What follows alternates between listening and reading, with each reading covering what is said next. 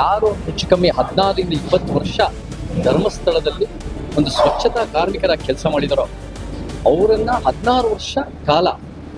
ಎಷ್ಟು ನೂರಾರು ಶವಗಳನ್ನ ಹೂತಾಕಕ್ಕೆ ಈ ವ್ಯಕ್ತಿನ ಬಳಸ್ಕೊಂಡಿದ್ದಾರೆ ಅಂತ ಈ ವ್ಯಕ್ತಿನೇ ಹೋಗಿ ದೂರು ಕೊಟ್ಟಿದ್ದಾರೆ. ಅದರ ತಕ್ಕಂತೆ ಸಾಕ್ಷಿನೂ ಇದೆ ಅವ್ರ ಹತ್ರ, ಅದರ ತಕ್ಕಂತೆ ಎಲ್ಲಾ ಎವಿಡೆನ್ಸು ಕೂಡ ಸಲ್ಲಿಸಿದ್ದಾರೆ. ಆದ್ರೆ 2 ವಾರಗಳಿಂದ ಇದೆಲ್ಲ ಕೂಡ ಬಹಳ ದೊಡ್ಡ ಪ್ರಮಾಣದಲ್ಲಿ ಎಕ್ಸ್ಪ್ಲೋಸಿವ್ ಆದ ವಿಚಾರ ಇದ್ರೂ ಕೂಡ ಈ ಒಂದು ಆಳುವ ಶಕ್ತಿಗಳು, ರಾಜಕೀಯ ಪಕ್ಷ, ರಾಜ್ಯ ಸರ್ಕಾರ, ಮತ್ತೆ